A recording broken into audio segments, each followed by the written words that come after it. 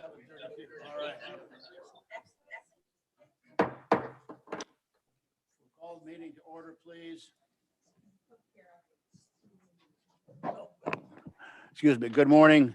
We'll call the meeting to order, please. The agenda was posted in the office of the county clerk on the 20th of May. Notice was sent to the West Bend Daily News, Express News, WIBD, WNBZ Radio, WTKM Radio, My Community Now, Hartford Times Press, Kewaskum Statesman, Milwaukee Journal Sentinel. And with that, please, we'll stand for the declaration. I'm sorry. Pledge of Allegiance. I pledge allegiance to the flag To the flag of the United States of America, to the republic republic for which it stands, one nation, one nation, under God, indivisible, with justice for all. On a roll call this morning, Mr. Gallitz is here, Mr. Krebs, Mr. Mary, Mr. Strupp is not here. Did we hear from Larry? Yes. He's excused. And Mr. Boltman? We did not hear. And Supervisor Schulteis, I believe, is with us via web. Very good. Everybody can wave to Jody. Move right down the agenda to the consent agenda. We need a motion and a second to accept the consent agenda. So moved, Chair. Mr. Gallitz, Mr. Krebs.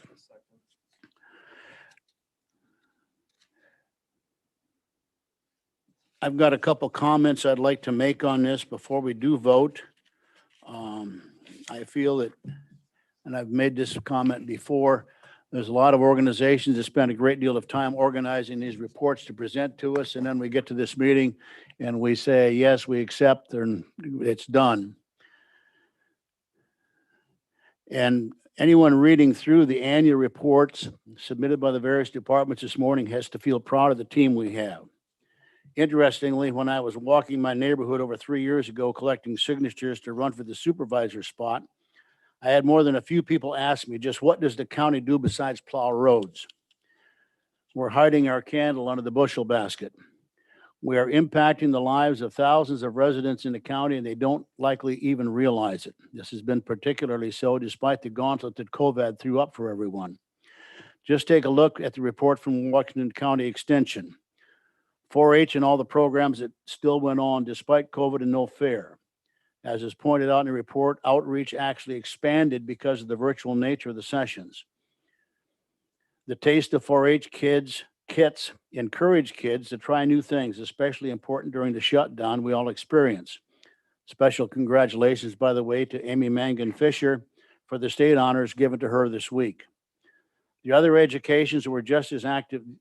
Other education programs were just as active as well, with some shifting emphasis from more typical production to topics on risk management, pandemic assistance, and supply chain disruptions. Here, along with the 4-H part of Extension, we saw literally hundreds of volunteer hours given freely through the year. And we've all read of the involvement of Paul Roback's work with community development and the kudos that have been given to him. Then there are programs such as parenting during a pandemic and the positive parenting program seminars put on through Carol Brelick and her team of organizations, not only in Washington County, but engaging other areas as well. We also welcome Kelly Hackett to the FoodWise team to continue the programs in place, promoting positive nutrition and physical activities behaviors. This came at a time when there was a 36% increase in food share activity during 2020. The program on youth life skills and leadership skills also went virtual during the year with workshops with the Boys and Girls Club satellite locations. Congratulations to Cindy Sarkady and the entire Washington Extension team. Well done. Then as we moved on to the monthly updates from parks and trails and the golf course and the conservation services and brownfields, and the list goes on. Then there is all the development happening around the county through the work of EDWC, and some of it is very exciting. And like the other organizations we've called out this morning, the reach of these projects is all over the county, including West Bend, Hartford, Slinger, and Germantown. We should all feel proud of the employees of Washington County for the work they do. 2020 may have put some obstacles in place, but the team found ways to get around them and over them and under them and completely serve the residents of the county. Congratulations to all for jobs completed and for the professionalism shown by every one of you. Thank you all. With that, we've had a motion and a second to accept the consent agenda. We'll move, vote aye in favor. Excuse me. I'm sorry, Chair Mayor, Mr. Gallantz. I thank you. Your words were spot on. I echo that. It was quite interesting reading all of the EWC work that you had mentioned. I suspect, 85% of Washington County residents don't even realize that was part of that effort. Yeah, you see it, but who initiated it? How was it, et cetera? If people knew more of that, I think they would better recognize, the development that is going on in the county for, sustainable growth. Thank you, Mr. Gallantz. We'll vote on this now. All in favor, say aye. Aye. Opposed? Very good. Thank you. Discussion items. We have one item to discuss this morning, and this is presented today as a preview of what will be a public hearing at our June meeting. I very strongly encourage all committee members to read through this document very thoroughly over the next few weeks. Also, if you have questions, please contact the staff and try to get answers prior to the June meeting. Then they can address these questions for review by all at that time. And again, this is going to be an overview of the program so we can make some sense out of it. Deb Silsky will now provide a general briefing on the proposed amendments. Deb, thank you. Thank you. Everybody hear me? Okay. So yeah, I'm just going to give an introduction to the comprehensive plan amendment updates. So a little bit of a background on this. The comprehensive plan, it was adopted in 2008. And it was updated just a couple years ago. And in all that time, the county has not seen a text amendment or a map amendment to the comprehensive plan. So I wanted to provide an opportunity just to give a brief introduction to what these mean. There's a requirement for a 30-day public hearing notice that was in the newspaper on Friday. And I will give an in-depth, detailed discussion on each one of these amendments at the June 24th meeting of this committee prior to the public hearing. And with comp plan amendments, it does require a resolution and an ordinance be approved through the county board. So what this means, it all comes back to land division. So the county has land division authority, as you know, and there is a requirement as part of state statute that those land divisions be consistent with our comprehensive plan. And that is the responsibility of the county that stems from or is part of these two amendments. So for land division, you can have a subdivision plat that comes forward to the county that is part of an extraterritorial area of a city or village that is located in the town. So you could have a review by the town of that subdivision plat, a review by a city or village of that subdivision plat, and the county review of that subdivision plat. And they have to be consistent with the comprehensive plan.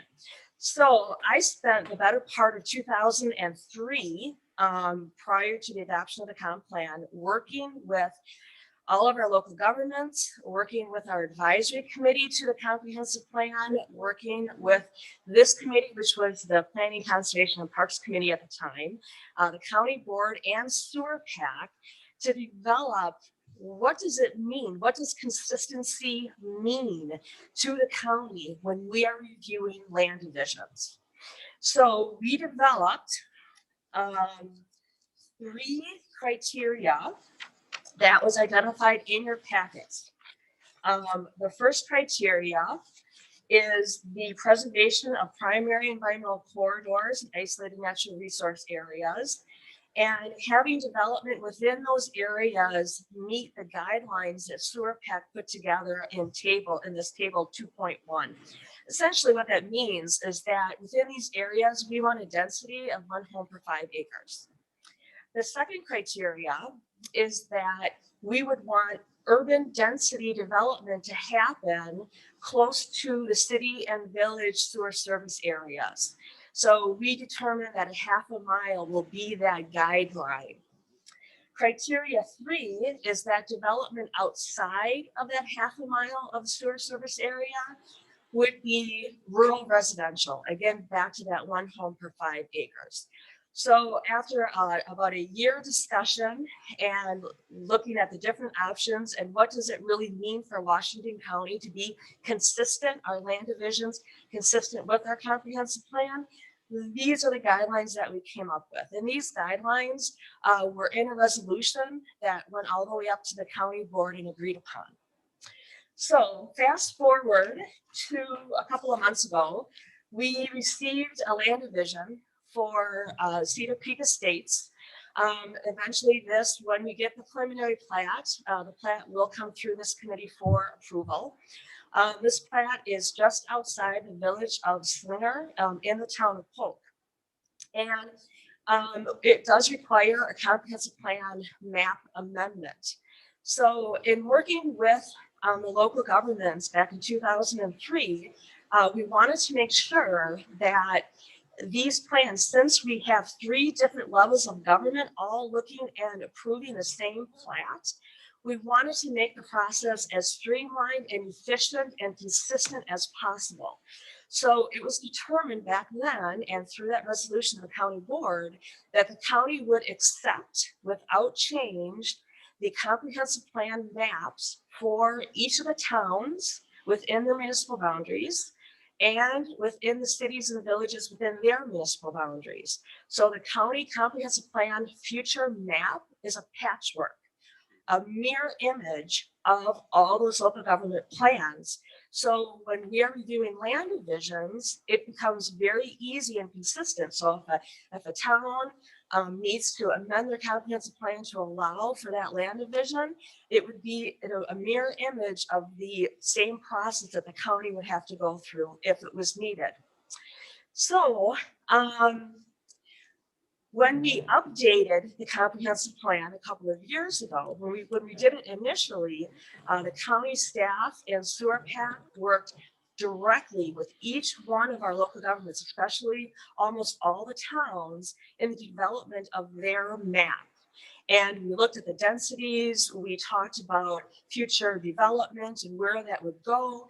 And we looked at those 3 criteria that everyone had agreed upon to make sure that they were also preserving those primary environmental corridors and isolated natural resources. And they met those, that substantial agreement framework.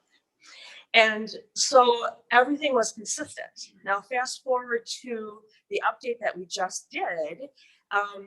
That process, the county staff was a little bit more hands-off due to resources, and Sewer Pack took the lead and worked with each one of those local governments. And if you remember, in 2008, 2009, we had that housing crisis, and there really wasn't a whole lot of development that happened between that 2009 and about a couple of years ago. So a lot of the towns decided that, we really haven't had a whole lot of change in our town. We really just want to take our comprehensive plan that we spent a couple of years doing, and we're just going to, put a stamp on it. Yep, we did this. We're good to go. And they were allowed to do that. That was their decision. Each town decided how they were going to update that plan.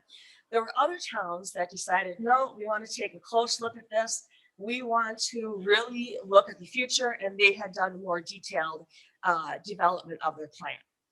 So fast forward a couple months ago, we received word that we had this land division, Cedar Creek Estates, and it was going to require a comprehensive plan amendment. And in the review of that, it was brought to my attention that the plans for the town were no longer consistent with and matched the plan to the county in relation to that primary environmental corridor and isolated natural resource area. So we actually, in talking with Sewer Pack, I asked them to do a little research on this, and we discovered that there was actually 8 towns within the county that did not update that layer that they didn't use the most updated version. So they are using 2000 version of the environmental corridors and isolated natural resource areas. For the county, when we updated our plan, we ended up using the most current 2015 inventory for those layers. So what this has caused is an inconsistency through this. So getting to the first amendment, the 2021-1 amendment has two parts. The first part is how are we going to manage the fact that the town plans and the county plan is no longer consistent due to these layers. And in talking with administration and talking with Sewer Pack, we went through a series of different options that we could take. And the recommendation today, and what we're providing the recommendation, is that in instances, and this is outlined as a note in that attachment. It's the note that's outlined on the bottom of that page, that for the purposes of enforcing the land division, the county will utilize primary environmental corridors and isolated natural resource areas identified in the town land use plan maps for those towns that did not include the most current information for those layers in their adopted comprehensive plan. The county will continue this process until such time that the towns complete their 10-year comprehensive plan amendments as required by law and include primary environmental corridors and isolated natural resource areas in their land use plan maps that are consistent with the same information that is in the county plan, or until July 1st, 2031. So we're essentially giving the towns 10 years as part of their 10-year update to get back in consistency with what the county has. So we're all consistent again. Or if they choose not to, then by July 1st of 2031, the county could, based on our criteria, deny land divisions based on that. So we thought that this would be a good route to go, providing that the towns do their comp plan updates within those 10 years, because it is within everybody's benefit that these plans are consistent, just looking alone at land division. So, and these criteria were agreed upon as a whole group and working with all of the local governments, back in 2003. So that is the first part of this amendment. The second part of the amendment is related to the second criteria. That second criteria is outlined in the red. And we are recommending the removal of this criteria altogether. So let me give you a little bit of a background on that. So when Cedar Creek Estates was being developed in conceptual plan, it is located just outside, it borders the municipal boundary of the village of Slinger and within the town of Polk. And it has gone through several revisions, and in the end, the village of Slinger and the town of Polk worked together and came up with an agreement, a developer's agreement in writing of how they were going to resolve some issues that they had. So they came to a win-win solution. A portion of this development is actually going to be annexed into the village with a higher density. And then they have some suburban residential density, and then they have more rural residential area. So those two municipalities worked together and came up with a win-win solution, and they have it all in ready, which is great. So in looking at the consistency and the review of this land division, I looked at the second criteria, and it requires that urban density development within a half a mile of that municipal boundary. And in thinking about it, well, in looking at the plat, the conceptual plat, I realized that it would be denied based on this criteria. And it really made me think about the role of Washington County. Is our role really to enforce that these land divisions have this urban residential up against these municipal boundaries? If so, that plat would be denied, and we really would be undermining all the work and the negotiation that the village and the town have done. So on paper, back in 2003, when we were looking at these criteria, this criteria really made sense. But in practice, we've realized that the best solutions when you have the town and the city and the village working out and resolving their issues. And so the county should really take a hands-off approach to this. So we're recommending that we actually eliminate this criteria altogether from that substantial agreement framework. So in essence, those are the two issues that are in Amendment 2021-1. Do you have any questions before I go on to the next amendment? Yeah, I just want to ask the question that I know the answer to. In the first criteria, what is the percentage difference between the 2015 environmental corridor and the? So I did have Stuart Pack run the numbers, and it is for those eight towns, only 9% of those primary environmental corridors, isolated natural resource areas, 3,100 acres is what makes up that difference. It's a very, very small amount. So, and the likelihood of having more than just a handful of plats that come through that require a comprehensive plan amendment, it's pretty low risk to the county that we approach this topic, that we resolve this issue this way. It's 3,100 acres, very small amount of land.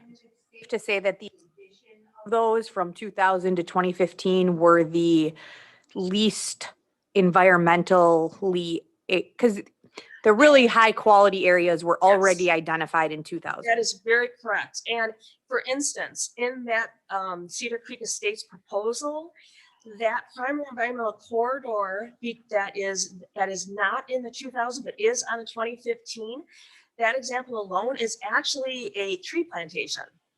So it's not like the best of the environmental corridors. Those were already inventoried in the 2000, but as people, as land progresses over decades, that natural environment encroaches into those farm field areas. They aren't necessarily farmed anymore. They become more forested areas. And then every 10 years, SewerPAC does their inventory and they're looking at these new areas. So the primary environmental corridors, isolated natural resource areas are really over time, over decades, are actually growing. So, but the original best of the best environmental areas were inventoried in that 2000. I have a question, Carol. When the towns have to update their plans to bring them in conformity with the county, how much is that going to impact your office with helping them with that? Or is that the responsibility of the townships themselves? Well, I think that I would like to take a greater role in the discussions with the town when we do the next update, just to ensure that these maps are truly consistent. We definitely will hopefully utilize SewerPAC at that time. It's important to have that consistency, but I think that there will be probably more interaction of myself, my staff, with the local governments as we go through that process. Thanks. Mr. Krebs. How many townships or villages do not have current plans filed with the county?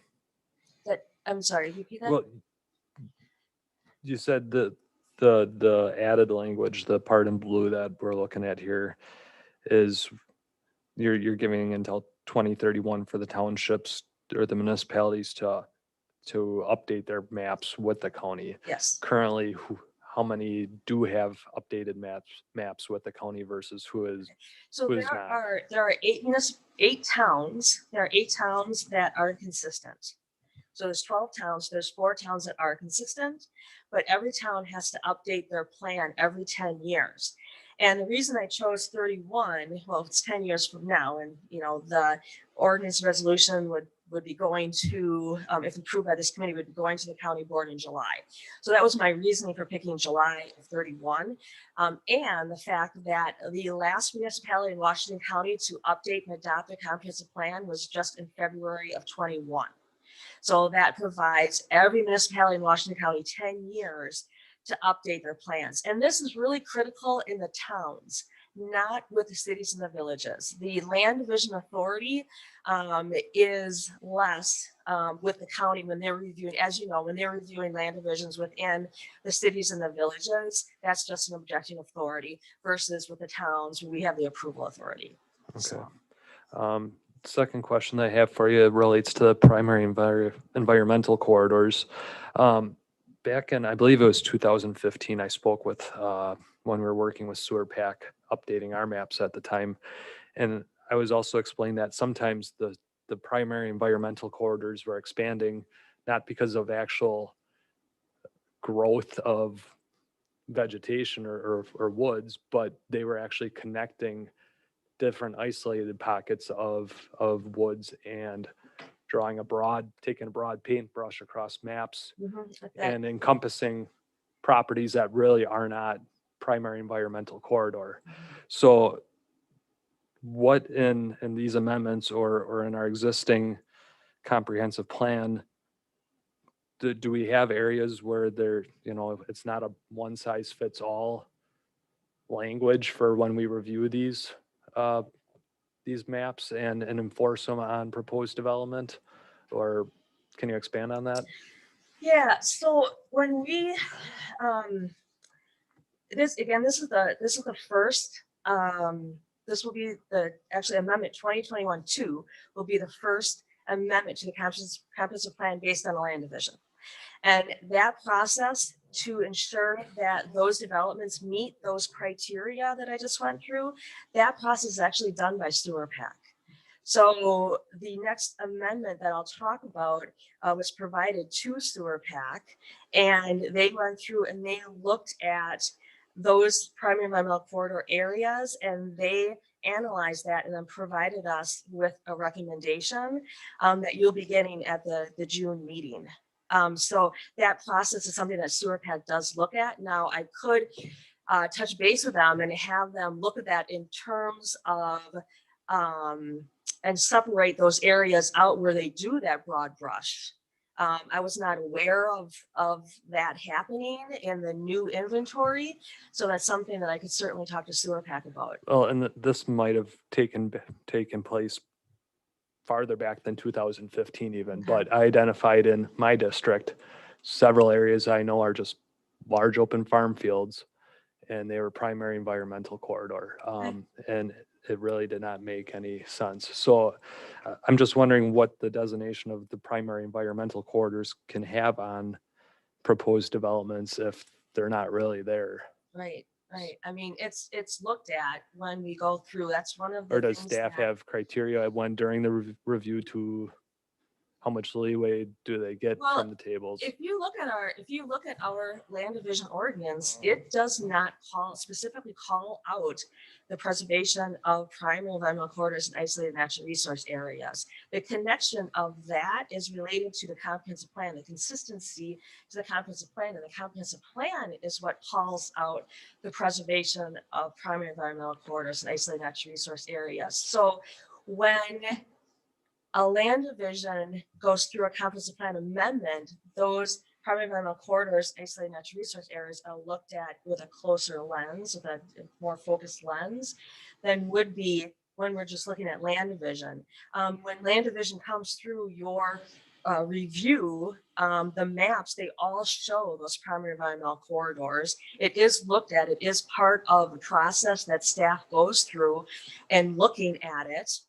We do try to follow and I don't believe that the land divisions that we have reviewed in the last 6 months, and maybe Paul can comment on this, what we reviewed have impacted those primary environmental corridors, but we do look at those.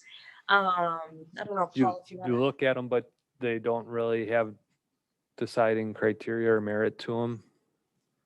No, no, Paul's running. We haven't ran across one other than this potential creek site that was actually even proposed in the primary environmental corridor or the isolated natural resource area. Okay. So this is kind of one of the first ones we ran across. Yeah.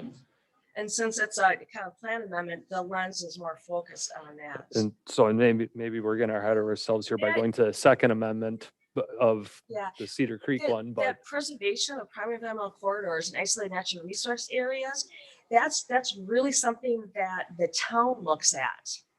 And the lens of our land division is really focused in on very minor things, not minor things, but very focused things, like are each one of the properties suitable for sewer septic systems? Can the soils handle the pout systems for each one of those?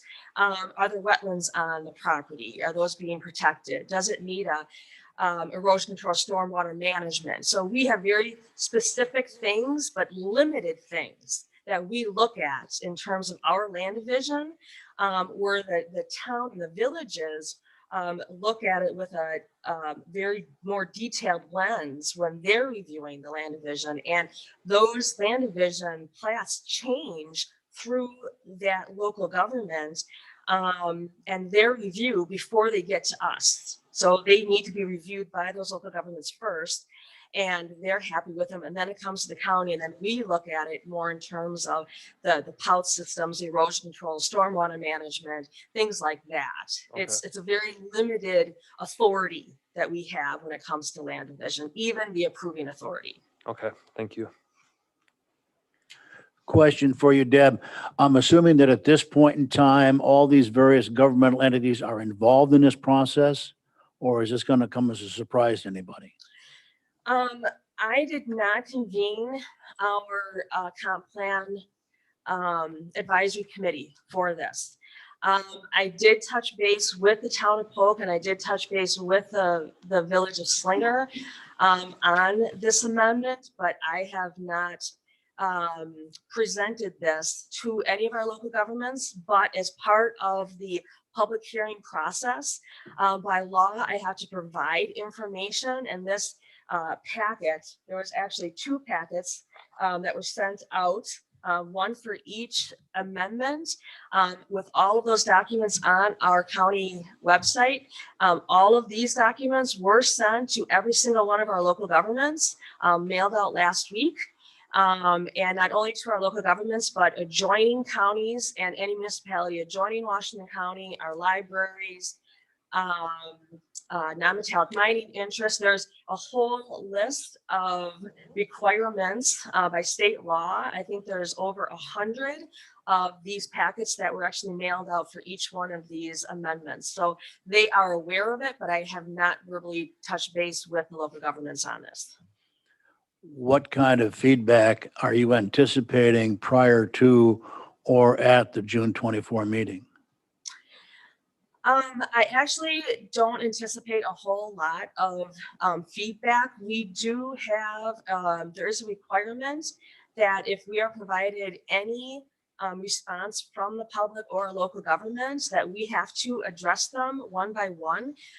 So as part of that public hearing, I'll be bringing you any comments, verbally or written comments that I've received through that public hearing, and then I need to provide a response to each one of those. But I actually don't anticipate it. In my discussion with the village of Slinger, they seemed very happy with the fact that we were eliminating that second criteria, because it really does kind of undermine their negotiation that they've already done. And it does make sense. And it makes sense when I also talked with the town of Polk.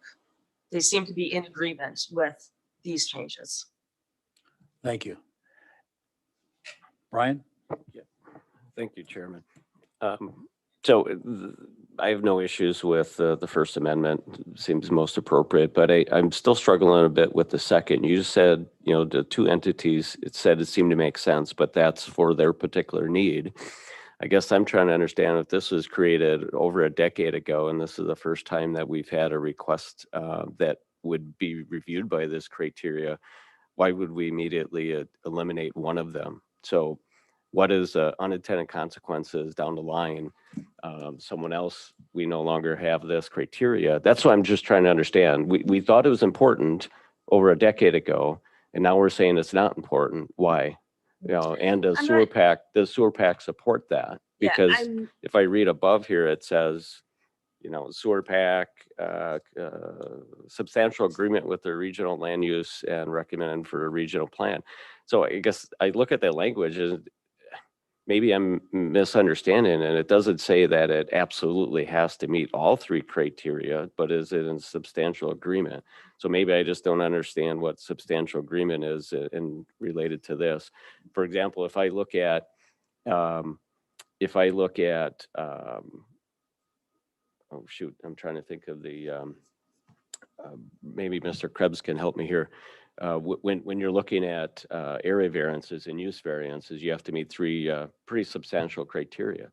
And if you don't, and they're spelled out, and there's a lot of case law that supports it, I'm just trying to understand, does that same apply here with this three criteria? Yeah, for So- variance. so, and that, it's all the idea, it's the word consistency. That's what it comes down to. What does consistency mean? And state law has defined consistency as something that is not inconsistent. That's it. So it's up to every single local government in Wisconsin to define what consistency is. And so in 2003, when we spent the better part of that year talking about what does consistent mean. So when we have a land division, how is that land division consistent with our comprehensive plan? It was these criteria that were developed. There are a lot of recommendations in the regional plan. But what was most important to Washington County, and the county board was involved, the planning, the PCPC was involved, advisory committee, including all these local governments were involved. And it really came down to the preservation of that primary environmental corridor, isolated natural resource area, and then having more urban residential up against municipal boundaries and more rural residential outside of those municipal boundaries. And then we had to come up with a decision of, well, what does that mean? Is it that full extraterritorial allowance, that extraterritorial plat review area, that 1.5 to 3 miles, or is it lesser or more than that? And we came up with this 1/2 mile. So we just determined, okay, well, it's about 1/2 mile, and that 1/2 mile was just based on a lot of discussions and a lot of meetings over the course of the year. It's nothing that is even identified in the regional land use plan, that 1/2 mile. It was very unique to Washington County. And in determining what options we have, when this came to my attention a month ago, I actually had my staff go out and touch base with some of the other counties to find out, well, how do you define consistency? And we realized that there are one county that is similar to this, and a lot of other counties and municipalities really just don't have much in writing, have these criteria in writing. So getting back to your original question of, well, if we eliminate that second criteria, what's the long-term impact, and why are we just eliminating it? You know, we talked about this in detail, 10 years ago in 2003, and it made sense. But in practice, I mean, when you have a city, a village, and a town that are negotiating, they have their first crack at looking at that land division and determining what is best for that city and village, and the town knows what's best for that town. And they negotiate and come up with a reasonable solution. Why? The question that I posed was, well, what is really the county's role if you have cities and villages and towns that are able to negotiate and come up with what they want to have adjoining their municipality? So what is really the county's role in that discussion? Right. Yeah. In the one coming forward, is it Or how far is it? It's a half a mile outside the sewer service area for that local government. Well, that's what this says, but what is the one coming forward? Is it more or less than that? It is actually within that half a mile. So it would meet this. It would deny if we were to, not that a specific land division should prompt a change in our substantial agreement. It shouldn't. The land division just prompted me to question why we have this criteria. So utilizing these criteria in that land division, it would be denied. So the county would deny it, even though the village of Slinger and the town of Polk have already agreed and have something in writing that they agree to. Would the county actually deny it, or would it be staff recommending to this committee that we deny it? It would be a staff recommendation and a sewer pack recommendation that Washington County deny the plat. So this committee could still approve the plot. You could, but then you also We're have not to consider consistent. your consistency in Yep. applying your approvals. over I time. agree with you on removing this. This is like peeling an onion. This is taking just another layer away. And as you alluded to, the local municipalities are already having the first crack at it. Yeah. And in the case of villages and cities they're already having the final say on it because of the extraterritorial review anyways. So I would be in favor of this. It's not for this particular development, but in future developments, I would agree. The locals already know what they want in that particular area.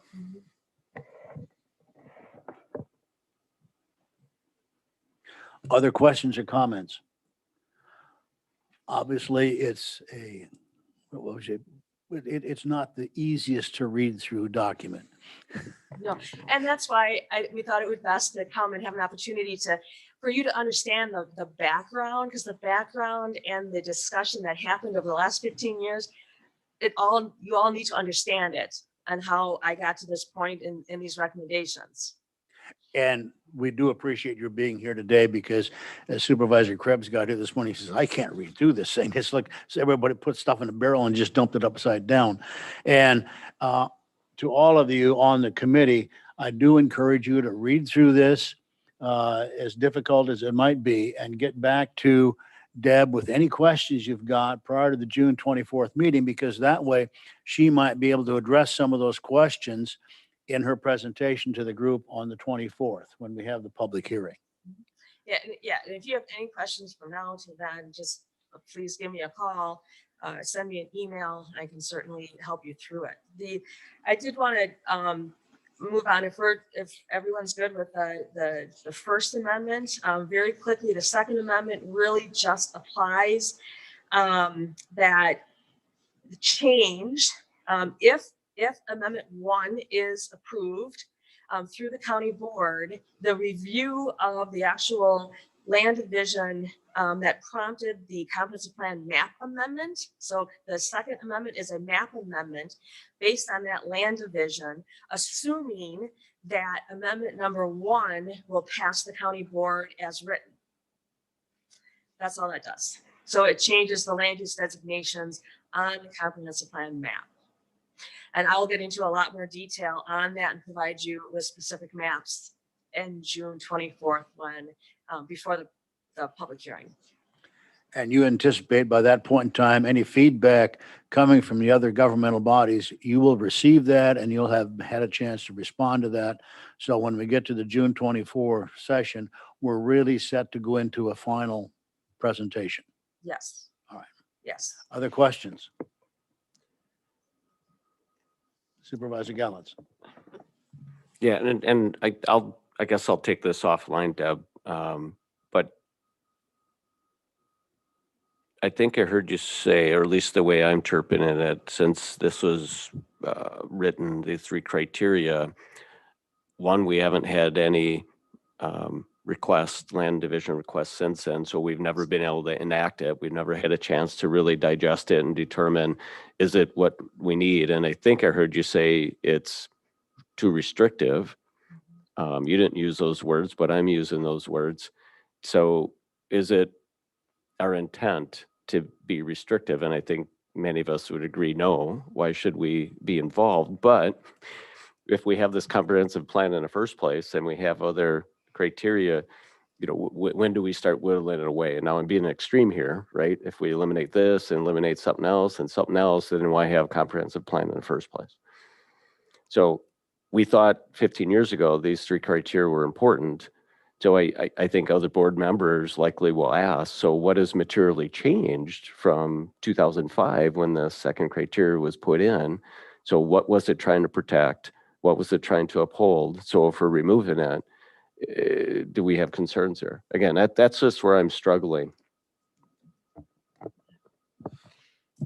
And I'll take this opportunity, and if Deb, if you have a chance to maybe follow up between now and June, because one of the things I wanted to just point out, since I won't be here when this goes to the county board, is that the comprehensive plan amendments are something that, so this specific amendment, as well as the discussions and the public hearing, has went through the county executive. It's not something that we hope to get to the county board and then have somebody adding a criteria about primary environmental corridor on the fly. It will not work well. And so that's why I think Supervisor Mary is stressing this idea of, your question is a good one, Brian. I think that will come up, of this committee's role in not only vetting what they want to do on behalf of the county, but then also resolving it. And then when you get to the county board, taking that position of, well, okay, we talked about this, and helping make sure you see through what the discussions have been to date. So I point that out just simply because I don't want to see that happen to something like this, which doesn't need that type of on the fly. I mean, Brian, you mentioned one, oh, well, let's just change the maps. Well, okay, that's a good, that's a good thought to look into, but that should be done now here at the committee level, and any research Deb needs to do between now and then to get the answers, we need to do that. So that's what we're kind of hoping to just wanted to extra point that out. So thank you. Any other questions or comments? Again, get to Deb with any questions you have. And as Jamie has pointed out, such that we finally get to this county board, we can present, say, hey, this is the way it needs to be.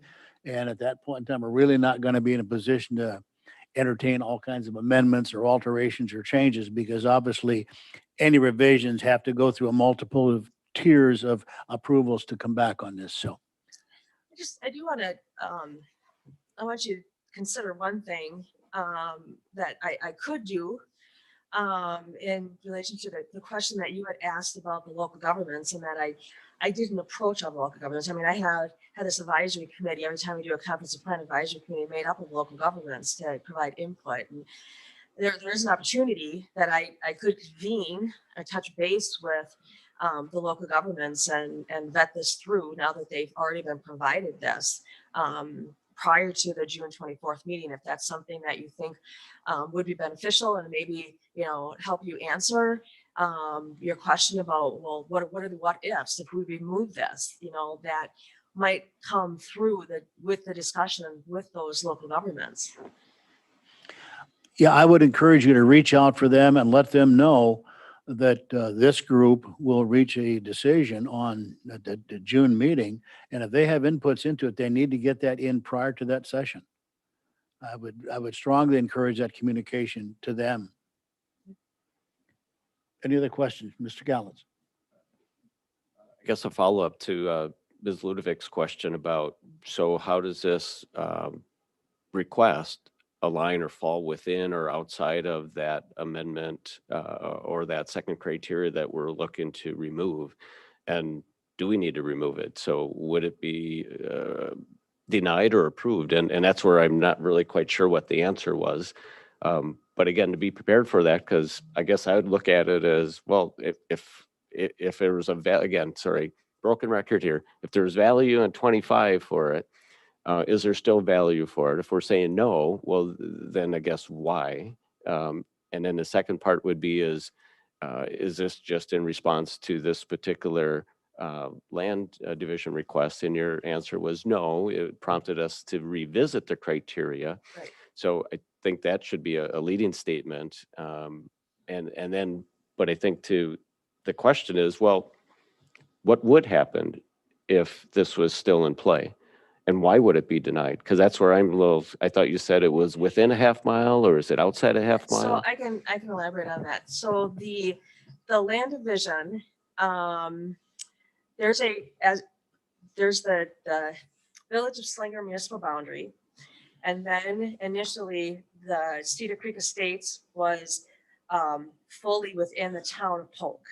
Then the Village of Slinger, the town of Polk negotiated, and they came to a win-win solution that about half of that proposed development is now going to be annexed into the village. Okay, so that moves that municipal boundary that was here, moves it to here. And within there, that area within the municipal boundary is now going to be urban density residential matching existing residential that they have right next to it. Okay.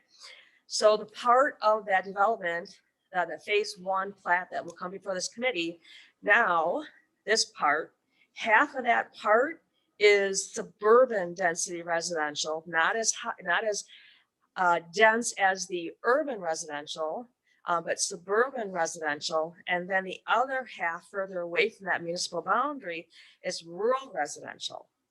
So it is, that whole plat is within that half a mile, which means that because that criteria that we have right now states that within a half mile, we want urban density residential, that plat would be denied because it has suburban residential and it has rural residential.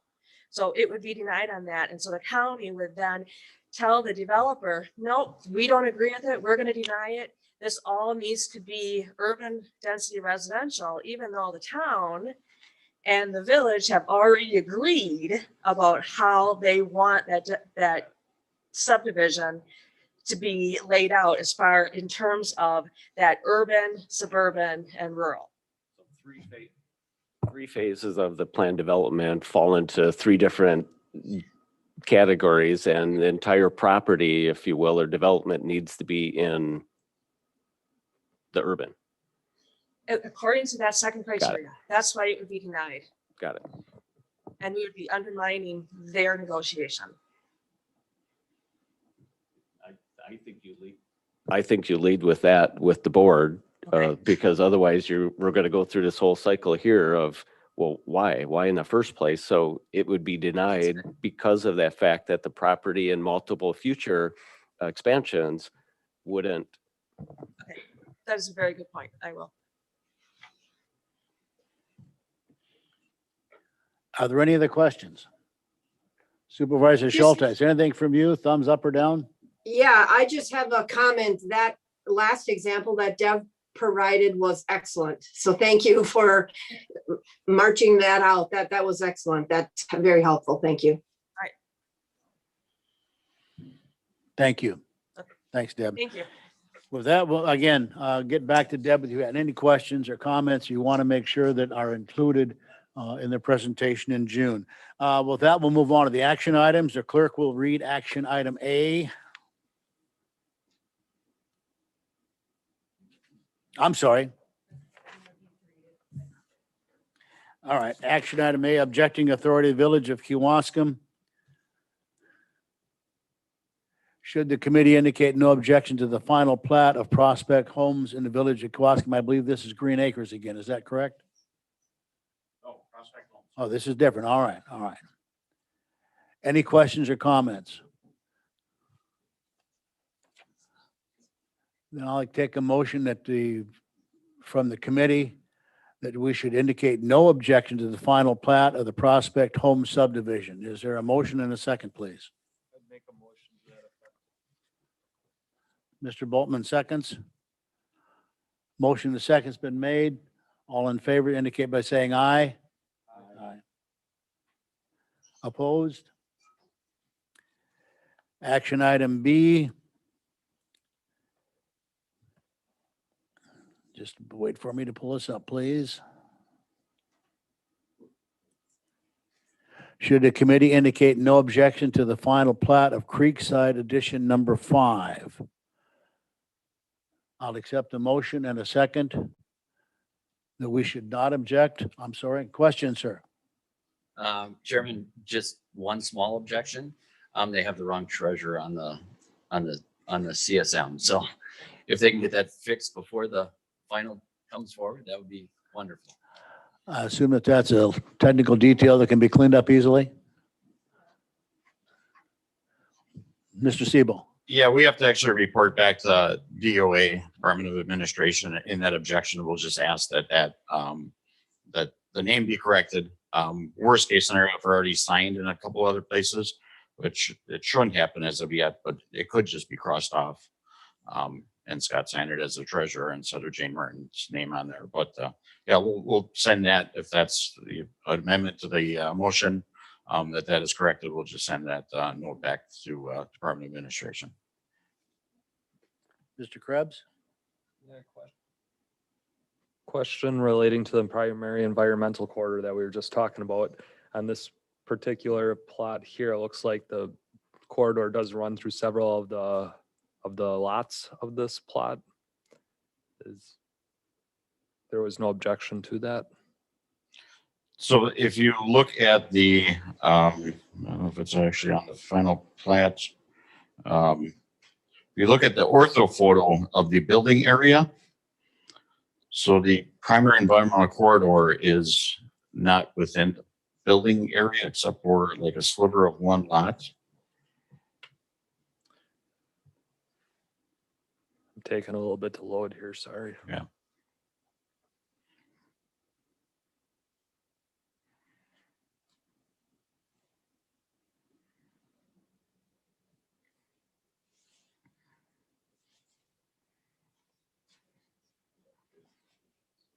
You're saying because of the setbacks of the building setbacks? that Right. The actual buildable surface is not in them? Correct. Okay. Correct. Any other questions or discussions? Entertain a motion that we not object to the final plat for the Prospect Home subdivision. A motion and a second, please.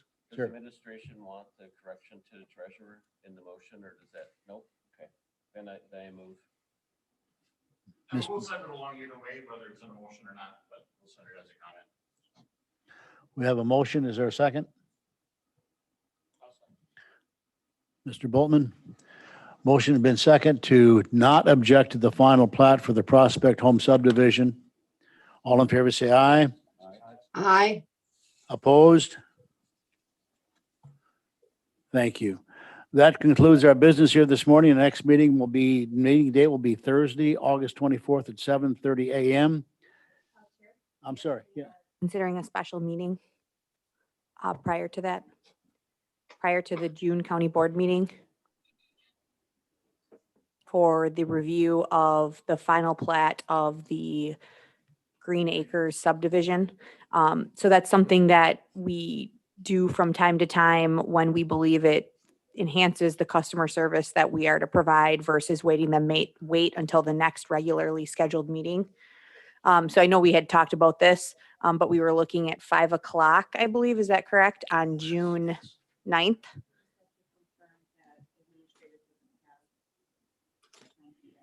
Right. Or is it something we could clerk ourselves? Is it a clerk issue? And they have to be in this room? Okay.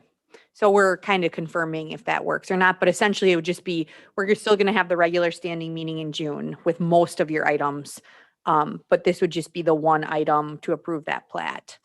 And so it should be relatively quick unless there are major concerns. You saw the preliminary plat on this.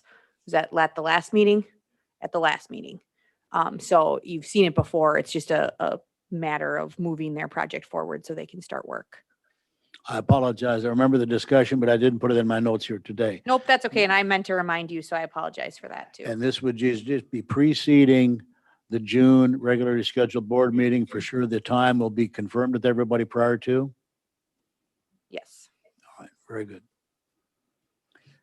With that, I guess we stand adjourned. I wish everybody a very happy Memorial Day holiday. Thank you. Bye-bye.